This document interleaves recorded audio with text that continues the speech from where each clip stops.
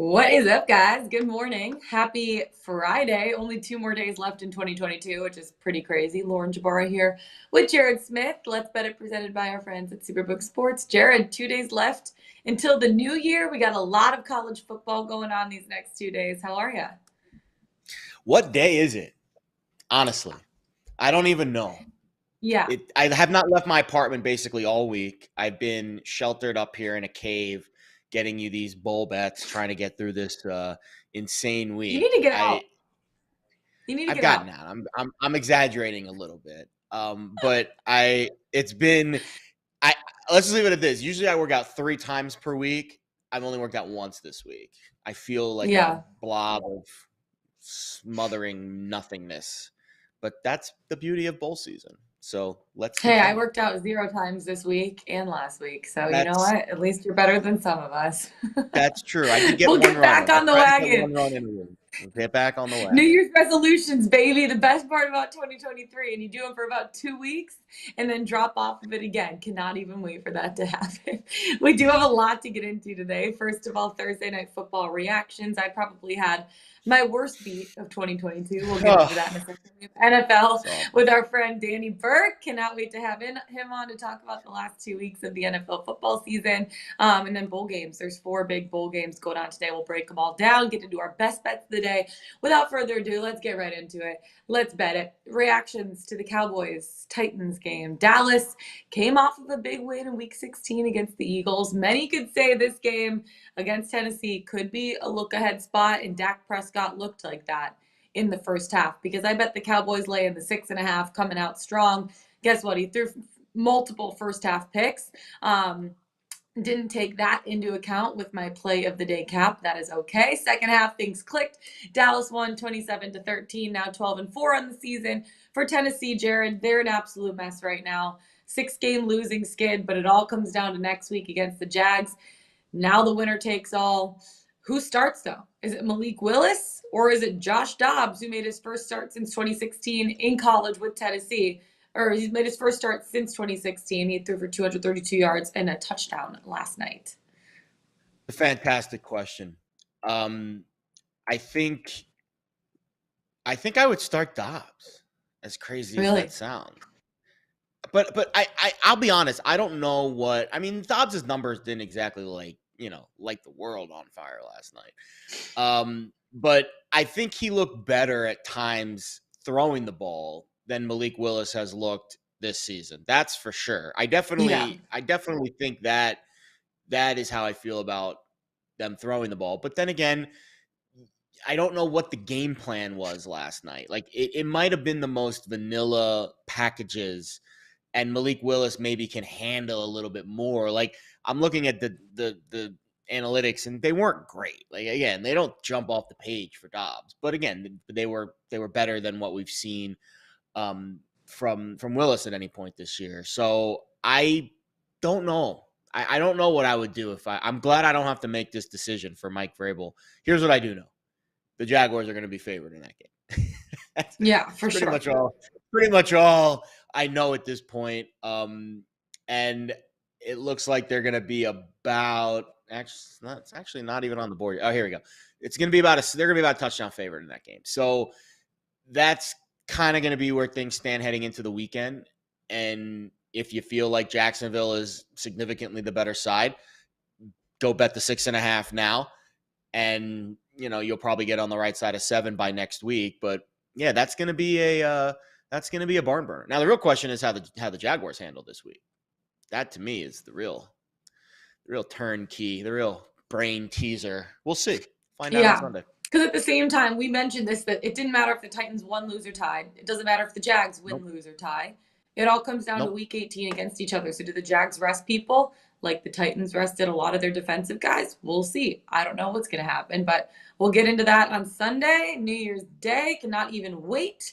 I'm looking forward to all this. We do have a ton of college football to get into. I know we're going to have Danny Burke on in a little bit. But before we bring him on, let's get into some of these bowl games. First of all, the Duke's Mayo Bowl, NC State taking on Maryland. Right now, NC State laying 1.5 points. That total is set at 45.5. And I feel like, Jared, this is two teams who had two completely different views of the year, right? One team, NC State, battled the storm all season in terms of who was under center. They lost Devin Leary in October down to its fourth quarterback in Ben Finley, which is pretty crazy. And on the other side, they have an established quarterback and really no one else at this point. Finley's probably going to get the start over MJ Morris, unless MJ Morris is ready to go with that lower body injury. But you look at all of the opt-outs that Maryland has right now. Their top quarterback, Deonte Banks, opted out to prepare for the draft. Offensively, Dante is it Demas or Demis? Dante Demis Jr., Jacob Copeland, Raheem Jarrett, all opted out as well. Those are all the Maryland top receivers. That means Talia Tagovailoa, I mean, who does he have to throw to? I feel like a big piece of their success this season was their receiving core. That's going to hurt them. And on top of that, 9 Terrapins are in the transfer portal, including 6 on defense. I mean, they're missing basically their entire starting team. And then you look at NC State, they're playing at home basically at Bank of America in Charlotte. They're 6-1 technically at home this season. And for Maryland, they were blown out in their last 2 road games to end the season. I lean NC State just because of all of the opt-outs for Maryland, but it doesn't really feel like the line's adjusted very much to that, only laying 1.5, don't you think? My guess is we've seen some movement here. Actually, no, we really haven't. Yeah. Kind of been sitting around 1-2 pick 'em the whole time. And again, we talk about this with the NFL all the time. When a line, it opened Maryland -1 and then it flipped now NC State -1, but that's about as small of a win probability shift as you could possibly have. So even though it's moved technically 2 points, it's the smallest 2-point move in all the 2-point moves. The defensive opt-outs for Maryland are more skewed towards the backups. And we do see that a lot. You know, most of the transfers are guys that didn't get a lot of playing time during the regular season, and they feel like they should get more playing time. So on the defensive side, from what I'm seeing, most of the transfers, besides McCullough, who's their star, one of their star linebackers, and Deonte Banks, who opted out to the NFL, not a transfer, all the Maryland transfer defenders are all backups for the most part. Now, you could argue that depth might be an issue. If the starter gets hurt at some point during the game, then they go from the starter to the third stringer, and that could be an issue. But it doesn't look like defensively Maryland's going to be as decimated as they are offensively. And you nailed it. Mm-hmm. All 3 wide receivers are, I mean, those are all 3 starters right there. So that is not great. Talia Tagovailoa, or if you just want to call him Baby Tua, also not 100%. He's been dealing with an injury. He's probably going to play, but we'll see, you know, early start time in Charlotte against a really good NC State defense that's been top 40 all year, that has very few opt-outs on defense, none basically. Yeah. We'll see what they look like defensively. Maryland's defense better than people think. Actually, Maryland's defense ranked ahead of NC State's this year, 24th in efficiency. So I think both defenses up to the task. And man, Finley is QB4 for NC State. So you had Leary get hurt. You had Morris also hurt. And then you also had Jack Chambers, who was just a disaster in relief. And I think you covered an NC State game this year. I don't know which of the 4 quarterbacks Devin Leary got hurt in that game that I covered. So, man. Yeah. That's tough. So the way I played this game is I think there's a lot of unknowns here, is I guess kind of our point. I bet the first half under at 23. That's really the only angle I could find here. Early start in Charlotte, noon Eastern game. You have a ton of, you know, offensive questions for both teams, and both defenses are pretty solid. So I could see this one being, you know, 10-7 at half or something like that. So under 23 first half is the only bet I have for you here. If you want to bet under for the full game, it's fine. Our buddy Tim Murray likes NC State. I didn't bet the side, but I see his angle. Yeah, I mean, I think the angle for NC State is last year their bowl game got canceled, like the day of the bowl game. Mm-hmm. So there's a little bit of, oh, hey, we haven't been in a bowl game in a while. And Maryland's, I'm hearing some disciplinary issues perhaps as well that we don't know about yet that aren't public. So we'll see. But the only thing I bet in this game was the first half under. Yeah, and I bet NC State laying the 1.5 just because of the defensive opt-outs for Maryland, even though they were backups and people entering the transfer portal, and also the fact that Baby Tagovailoa has no one to throw to at this point of the season, which Yes. is really, really crazy. And the fact that NC State's basically playing a home game. Everybody is Yeah. going to be traveling to Charlotte for that Bank of America. It's going to be an exciting game. Next up, we have the Yeah. Sun Bowl. Pitt taking on UCLA, the first time in 5 years that the Bruins are in a bowl game. They haven't won in a bowl game since 2014. They had their best season in 8 years, and I feel like their record doesn't really show how close they came to earning a playoff berth. Now, for the Panthers on the other side, they're going to be without their starting quarterback in Kaden Slovis. He entered the transfer portal, now going to BYU. They're also dealing with a lot of injuries. They're battered, they're bruised. They're without their starting running back, Israel. I'm so bad at saying his last name. I'll just say Izzy, as they like to call him. He opted out for the draft. They also have 4 contributors No, from you their have to front seven. say it. Come on. You have to say it. Abakin, I'm so bad at saying it. Abakin, it's like I really struggle with. It's like DJU. No one really says DJU's last name. Come on. Abacadabra. You're abracadabra.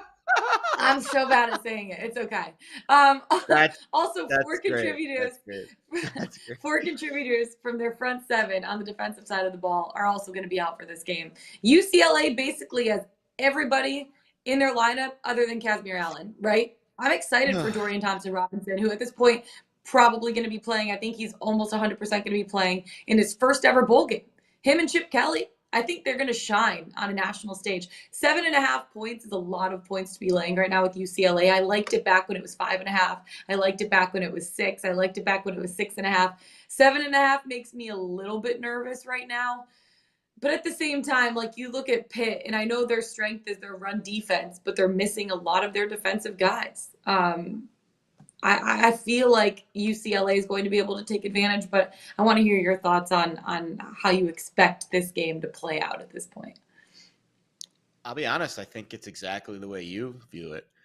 I think Pittsburgh's opt-outs on offense are just, QB1 Slovis transferred out. QB2 Nick Patty banged up most of the year. He got the first team bowl reps. QB3 Nate Yarnell also got some bowl reps, but he didn't attempt to pass all season. So, if he turns out to beat it, I'm guessing there was some kind of competition between Patty and Yarnell. My guess is Patty won. We don't know. We'll see what Narduzzi decides to do in this game. But the Panthers were a running team this year, and Izzy's not playing. He's going to the NFL. He led the ACC in rushing. Obviously going to be, someone you might see on Sundays next year, depending on what roster he lands on. They do have some depth at running back because, again, they were a running team, but they don't have like half of their offensive line.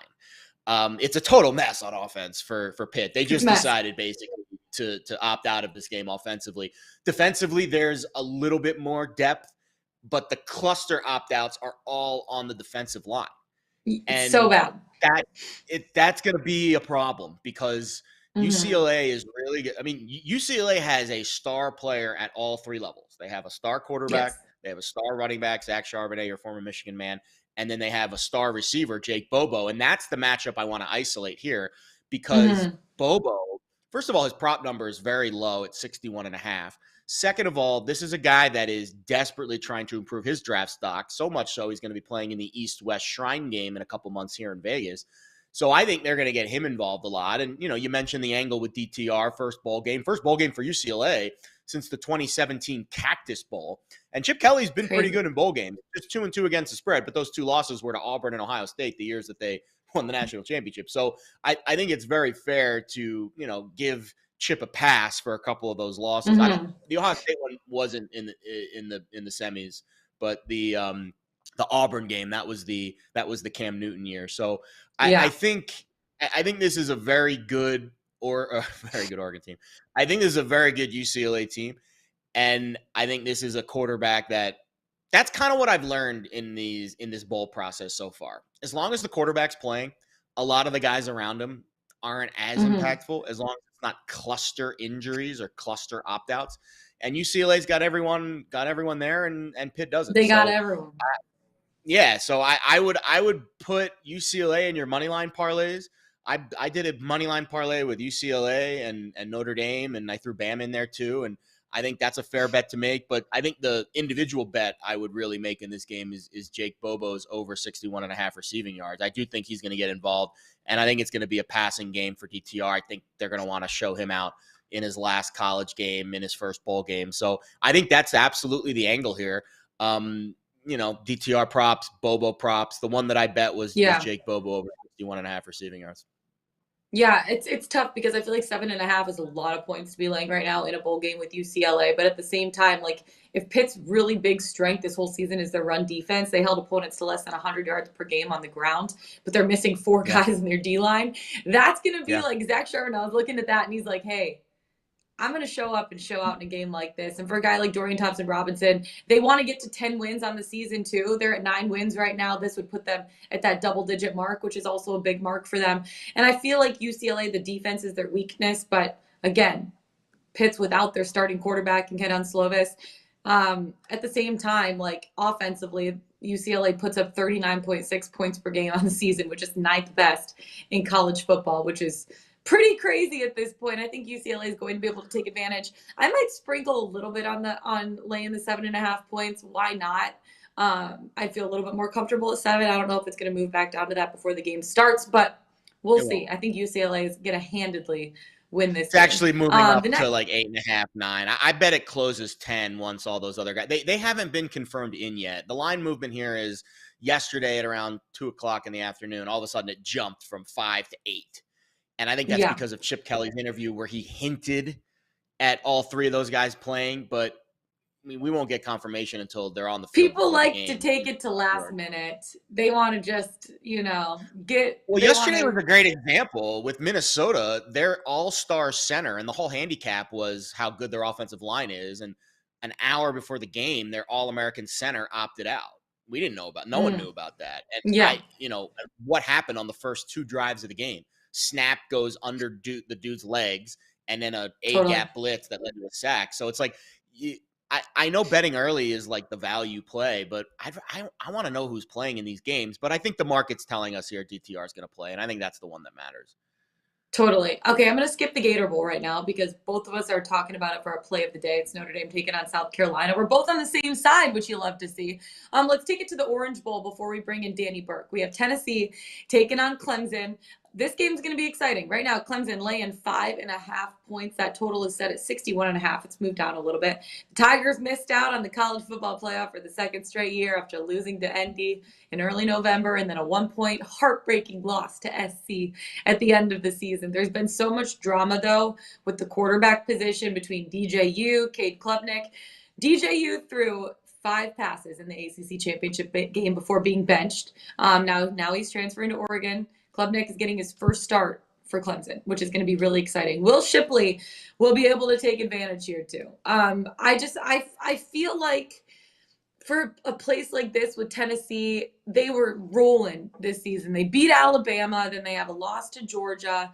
They get taken advantage of at the end of the season too. I don't know what to expect from Tennessee in this game. With Hendon Hooker obviously out with his ACL tear. Joe Milton is going to take over at quarterback, my Michigan guy. I don't know. Because then you look at the Vols. I think their top 2 wide receivers both opted out to declare for the draft too, and Jalen Hyatt, Cedric Tillman.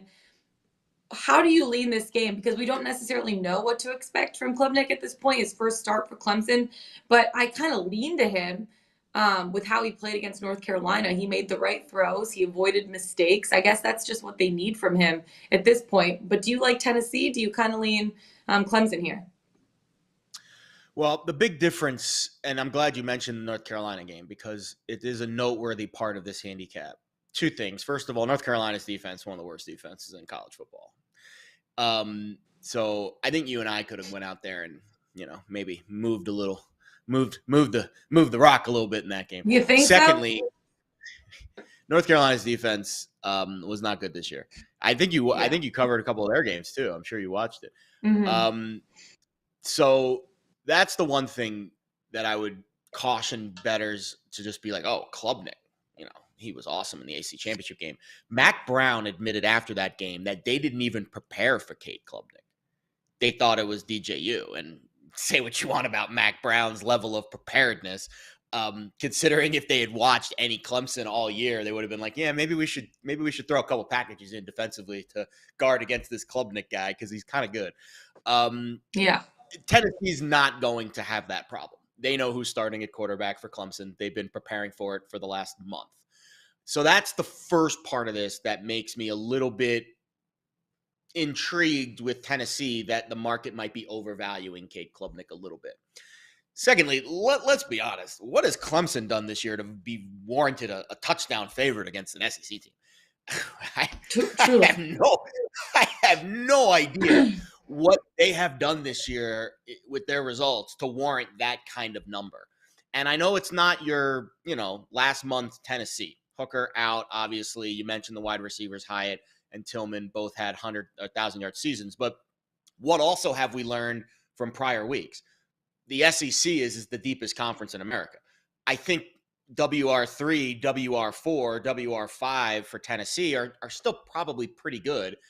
And I don't really know what we're going to see on Clemson's side defensively. You do have some opt-outs here. Their best two defensive players are opting out. Their defensive lineman, Miles Murphy, and their linebacker, Trent Simpson. You have another rotational piece that's a top guy that's playing in this game. But for the most part, the rest of the defensive line's intact. Brian Brees being the big one. And I think Milton will be okay. I don't know what to expect from Milton. I think that's the wild card here, because he looked okay against Vandy, but there's a reason why Hooker beat him out for the job in the spring. And we'll see what we get from Josh Heupel. His offensive coordinator, Alex Golesh, is now South Florida's head coach. So Heupel's going to turn back the clock and call plays here. That's always an intriguing wrinkle to throw in a team during the bowl practice session. And their best player on defense, Jeremy Banks, is opting out to the NFL. Mm-hmm. Their best offensive tackle, their best defensive end, also going to the NFL, but decided to play in this game. And I think that's the story that I want to narrate around. Because when I see players on a team that have NFL aspirations and that are draft picks and they decide to play in the game, I think Bryce Young is the prime example of this tomorrow. I kind of vibe that the team's going to be up for the game. And we'll see if Clemson's up for this game. Here's what I do know. The team wearing orange will win this game. Let's just leave it at that. But I think I'll take the points with Tennessee. You're going to be a full touchdown with an SEC opponent against Dabo freaking Sweeney in this offense that didn't exactly look gangbusters this year. I think I'll take the points with Tennessee. Yeah, it's going to be interesting to see how this game plays out, to be honest with you. I just feel like there's so much that's unknown in a game like this. What we do know is Bo Collins for Clemson's going to be out for the game. They're still going to have Antonio Williams, Joseph Ngata. Defensively, I feel like is where Clemson can struggle, right? Like you mentioned, they're without their linebacker, Trenton Simpson. He opted out. Their edge, Miles Murphy, opted out. Their linebacker, Vontae Bentley, transfer portal. Xavier Thomas won't play due to injury. So this could be a good spot where Tennessee can take advantage. Joe Milton, don't necessarily know what to expect from him. He's been solid. He hasn't been outstanding by any means, but with all of the opt-outs and injuries on Clemson's defensive side, I could see Tennessee taking advantage. I like that. I might actually tell you on that bet. That's going to be a fun one to watch. We have one more. Just the 6 points seems to be too many points for Clemson to lay in this game. Yeah, I think. Totally. We have one more of the Gator Bowl. We're going to get into that in our play of the day. But before that, let's get back to NFL. Boys to men, as I like that transition. Let's bring in Danny Burke, host of Pro Football Betting Podcast on VSiN Live and Bet on Chicago on WSlam 890. Danny, how are we? Happy Friday. Oh, he's muted. Kyle, oh, am I muted? No. What about now? You guys got me? All right. I was saying, what's up? No, happy Friday to you guys. Apologies for a little delay. We were having some camera and mic difficulties. I felt like an old person not being able to figure it out, but we're here. We're happy to be here. I was saying it's bittersweet because, of course, we have these games going on this week. We have bowl games. We have NFL playoffs on the line. It's exciting, but it's kind of dwindling down. We won't have the full slate to look forward to. So it's kind of a mixed bag, but overall excited. I'm happy it's dwindling down, Danny. I need to freaking sleep, man. I need a night's sleep. That's true. I love watching football. I think we're in a stretch of 19 straight games with football, whether it is NFL or college football. Once that's done, we're going to be out of my ears. What do we do with our free time? I don't even know what I'm going to do. But we do have 2 weeks left in the NFL football season. A lot coming down in terms of playoff push, what teams are going to be in, what teams are going to be out. A lot to look forward to these next 2 weeks. First of all, the question that everyone's been asking all season, and it's been vacillating all season long, who the heck wins the NFC South at this point? Tampa or Carolina? Jeez, I don't even know if anybody deserves to win. Actually, no, they don't. That's just the Totally. answer right there. And you keep going back and forth. You're like, oh, does Atlanta actually have a chance? Are the Saints still hanging on? The Panthers, I don't even know how the Panthers are in this discussion for the fact that they virtually were trying to tank and then they got better. It just absolutely is nonsense. But Tampa Bay is such a hilarious team to me. And look, realistically, they should be the team to win it. And the fact that they haven't solidified it from a while back based on the talent that they have is absurd. Their matchup against Carolina this week with them laying 3. I mean, could you imagine if we talked about this like at the beginning of the year and you're like, okay, at this time, Tampa Bay is only laying 3 against the Panthers? We would be like, well, Tampa Bay probably has their spot At locked up and they're home, no not starting less. anybody. Yeah, at home. Like it's again, it's just absolutely absurd that this is a situation. I kind of lean toward betting them, but my goodness, I've had so many spots where I felt the same way. 9 times out of 10, Tampa Bay is going to give you a better in-game number because it seems like the only way they have success is when they're running that 2-minute drill and they're desperate and they're playing catch up or needing a game-winning drive. That's really the only time they have success. And it's probably because Byron Leftwich isn't thinking too much and they're just going and Tom Brady takes over and Todd Bowles doesn't have the chance to do some idiotic decisions. So that's really the only time you get Tampa Bay to succeed. But look, I do think they win it. And I'm kind of curious your guys' thoughts here because I posed this question. I mean, like, and I guess I won't say the comparable team with it, but I mean, Tampa Bay at some spots is 28-1 to win the Super Bowl. Would it shock anybody if the Bucks and Tom Brady with the home field advantage, at least in the first game for them, just go on a little run here? Like, that would be the most Tom Brady thing ever, to stink in the season and then turn it on in the postseason. I I think could see it. they're going to win. I think they're going to win this week. So that was my, you guys get it first, but it's about to be published. My best article this week. That is my best bet of the week is the Bucks at 3. I mean, it's just it's a ridiculous buy low spot. That line, and it was funny because we did the early betting column on Sunday night. I went to bed and that line was 6.5, and I woke up on Monday and it was 3. And I'm like, all right, is Tom hurt? Like that was my first. Lines don't move 3.5 points overnight from look ahead, unless quarterback injury, especially onto a key number. So I think it's just the market finally caught up with the Bucks. Like finally some of these advanced metrics that the sports books use to make these lines, I think maybe they finally caught up. And I think some of the bettors, sophisticated money, finally, adjusted their numbers accordingly. And they're like, damn, the Bucks are just laying too many points. Yeah. And they moved that number down. So the Bucks are 0-6 this year when they're favored by more than a field goal against the spread. I mean, they have the worst against the spread mark in the league, but they're not good at that elevated price. But at 3, I think this is finally the Brady tax. We were in this inflationary environment, Danny. Finally, the Brady tax is gone because I think we're getting Tampa at a fair price this week. And listen, Carolina's been a nice story, but I just do not see Sam Darnold strolling into Tampa and leaving with a win. I just don't see that happening. So I think this is a good spot for the Bucks. All right, another polarizing team on the other end of the spectrum, the Minnesota Vikings. You're catching a field goal and a hook with a 12-3 football team against a sub-500 Packers team this week, who I am now fully in love with. What's your vibe on Minnesota this week as they stroll into Lambeau to try to secure that number 2 seed? It's really funny because this whole season I've been the guy kind of fighting in support of Minnesota. They were my favorite win total bet coming into this year. And, I don't want to say it was a sweat-free bet, even though they only have a handful of losses, not even that. But it's just because every game, it makes you lose some hair if you're sweating out this team, live betting them pre-flop, whatever it may be. This, to me, I'm kind of with I like Green Bay here, and they obviously need this game. And Minnesota's still going to fight for their playoff seeding. Don't get me wrong.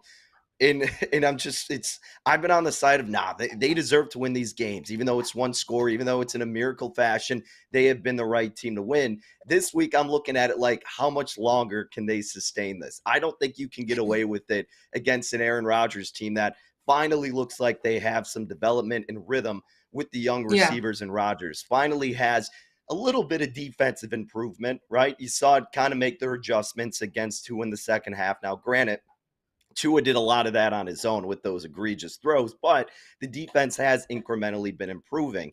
And this would almost not shock me too if like the Packers were playing another team and they needed this spot for the playoffs and everybody fell in love with them because they're like, here comes Rodgers sneaking in, and then they lose. But the Vikings already beat them once. The Vikings defense is really a nightmare. And that's the reason they find themselves in a lot of these bad spots that they have to play from behind. And I think Aaron Rodgers and company are going to expose that. I don't necessarily love laying over the key number of 3 because of how close these games get.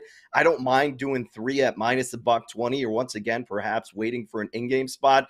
But Jared, I'm with you. I like the Packers in this game. And, as a Bears fan, I just know, we know supporting NFC North teams, like they're going to find a way, and it's just going to be same old Aaron Rodgers sneaking in there and just doing AR-12 things until he inevitably loses in the playoff, I guess. But he'll probably find his way there.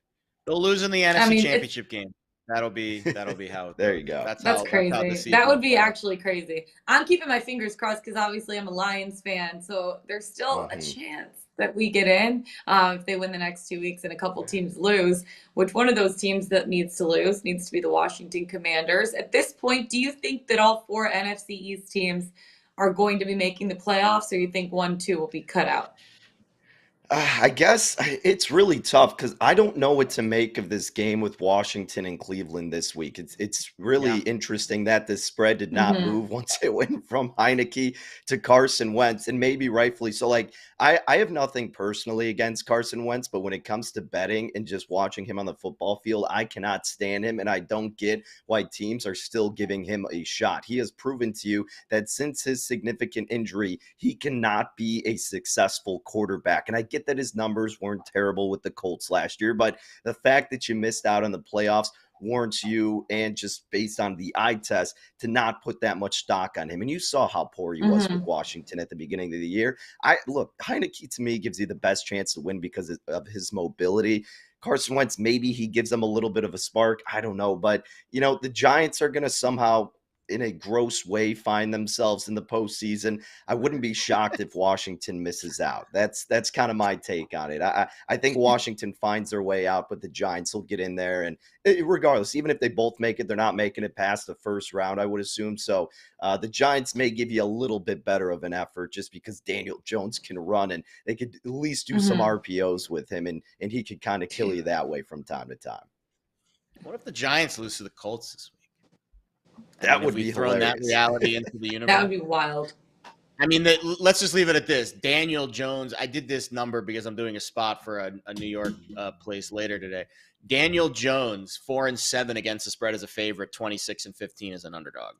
Daniel Jones is a favorite, not exactly what you want to be betting on this week. So we'll see what the Colts have with our pal Nick Foles. Don't get me started on that situation. But speaking of picks for this week, Danny, what do you got for us, bud? Yeah, I talked about that Packers game. That's probably what I'll get into in terms of a bet. I haven't gotten there yet, but I'm kind of just waiting to see if this number comes back down. So that's going to be a team that I'm finding myself on. Looking at some teaser opportunities too, honestly. I think the Eagles are in a really good spot, laying 6 in the hook. I don't think it's that big of a drop-off if it's Gardner Minshew versus Jalen Hurts. Now, I'm not saying Gardner Minshew is as good as Jalen Hurts, but in terms of the weapons that they have around each other, I think the Eagles can be just fine, and especially for the fact of what they present on the defense. Up front, they're getting to the quarterback the most. In the secondary, I believe they lead the league in interceptions, if I'm not mistaken. And you got Andy Dalton back there for some reason, who is not mobile, gets flustered when you just get a lick of pressure on him. The Eagles are still fighting for seeding, right? They can lock it up with a win here. I understand that the Saints need this game, but Dennis Allen is not a good coach. Andy Dalton is not a good quarterback. And if Kamara's not killing you everywhere, whether it's the dump off passes, whether it's the rushing yards, you really don't have that much of a shot. So if you don't feel entirely comfortable with going -6 in the hook with the Eagles, I think he could tease them down, find a dancing partner. I think that would be a viable way to look about it. And then the other play that I did make, I actually did the over in Arizona and Atlanta over 42. I feel like I'm going to suffer throughout this game. But to me, Desmond Ridder's an upgrade from Mariota in the sense that Ritter can actually throw the ball, or they're at least allowing him to do so. He went 22 of 33 last week, 218 yards, 67% completion rate, no touchdowns, no picks, but it was an okay performance, not too shabby. Colt McCoy going to be back in the mix for the Cardinals. He's one of the better backups. He hasn't played that great this season, but again, they're allowing him to throw the ball. He's getting about 23 completions on 33 attempts per game. And, defensively, I could get into all the numbers, but the short of it is, and you guys very well know, both of these defenses are crap, to put it lightly, and especially in the red zone. And the red zone offenses, respectively, are pretty strong. So they've got nothing to play for. It's kind of just let the playbook open. Ritter's fighting for his job right now, and just kind of let it all out on the field, and defense will probably be coming at a premium. So I think this could be a sloppy, high-scoring game with nothing to lose for either side. I absolutely love it. Danny, we so appreciate you coming on. I'm sure we'll be talking to you down the playoff stretch run. So much going on these next 2 weeks with college football, NFL. Best of luck with all of your bets. Absolutely. Thank you. And hey, I didn't think I'd be saying this as a Bears fan, but good luck to your Lions. I know it's going to be a sweat for you. Thank you. I appreciate that. People help. Yeah, the Bears Danny, want to lose. have a great one. All right. Well, yeah, seriously. Yeah, they're going to try to win in the most Happy Bears New Year, way Danny. then. So, yeah, Happy New Year to you guys. Thank you. Appreciate you, Bye. Danny. That is Danny Burke, host of Pro Football Betting Podcast on VSiN Live and Bet on Chicago on WSlam 890. All right, before we get into our best bets of the day, Jared, which we're both talking about, that Notre Dame game, Let's Bet is presented by our friends at Superbook Sports. Can you beat Vegas this football season? Superbook gives you the chance every week to go head-to-head with the best odds makers in Las Vegas. No fancy computer algorithms, no one across the pond setting lines for American sports, just the best team of traders in the business at the Superbook in Las Vegas. Plus, some of the best odds, boosts, and promo bets in the country. If you're in Arizona, Colorado, Iowa, Nevada, New Jersey, or Tennessee, download the Superbook Sports app or visit superbook.com to start your battle against Vegas. From superbook.com to pickswise.com, Jared, 3-star plays of the day. Who we got on the site today? Got a few today. Zeno's got something on the South Carolina Notre Dame game, not Notre Dame. That's our baby today, but he does have a total bet in that game. We have Sam Avalone, Clemson, Tennessee. Tyler Mortimer's got an Oilers Kraken total. There's a few, some nuggets on there, some parlays for today as well, and all that fun stuff. And I'll give you one more bet that we didn't get to during the bowl previews, the Arizona Bowl. I'm betting the under between Wyoming and Ohio. It's a pretty boring game.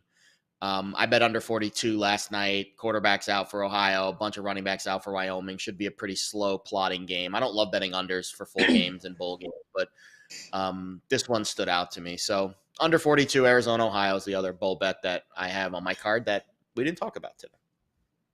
Both of us are leaning Notre Dame for the Gator Bowl. I'm more than leaning. I'll get into my prep why you can add on. Right now, I just look at Notre Dame, and they're looking to finish out with a win. Marcus Freeman's first year. They want to end it on a high note. For the Gamecocks, they dropped their season with 2 wins, or they finished their season with 2 wins over top 10 teams. They dropped 63 points on Tennessee. They knocked off Clemson. ND won 5 of their last 6 regular season games, though. To me, they're the more talented team. I know South Carolina is going to be a big challenge, but both teams, they have quite a few opt-outs. First of all, SC, tight end, Austin Stogner, went back to Oklahoma. Jaheim Bell, going to Florida State, yeah. Running back, Marshawn Lloyd, also entered the transfer portal. For ND, they lost Drew Pine to the portal. Also, which is the biggest hit, I think, for Notre Dame, is their starting tight end, Michael Mayer. He opted out for the draft. They run their offense through this guy. I'm going to be interested to see how they play and what their offense does look like. But where I see the biggest advantage for Notre Dame is in the trenches. You love the trenches, Jared. You say games are won in the trenches too. I feel like they should have the ability to run the football. And that's especially important for a guy like Tyler Buchner. First real game back, coming back from injury in 3 months. They've worked under him now for the last 2-3 weeks preparing for this bowl game. On the defensive side for Notre Dame, Isaiah Foskey is out.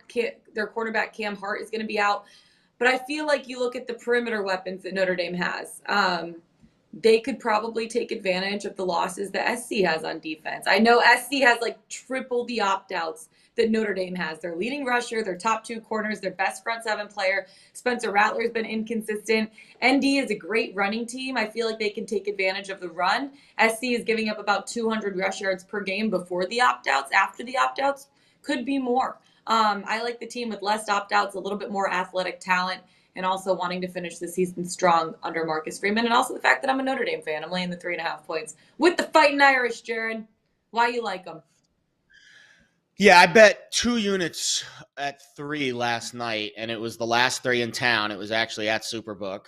And I texted Wow. Tim Murray, who's an Irish alum, who you know.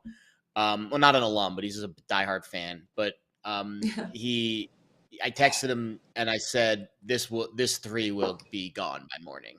And sadly it was, because I really wanted to give you guys 3 this morning, because to me at 3, I think this is a 2-unit play on Notre Dame. I think this is the biggest. I think this is the biggest edge of the day for me in terms of where I see the value. At 3.5, I think it's just a regular old bet, because again, at 3, if they win by 3, I wouldn't even win my bet. I would push, and at 3.5, obviously would lose. I do think Notre Dame has a chance to create some margin here because of what you said with the running game.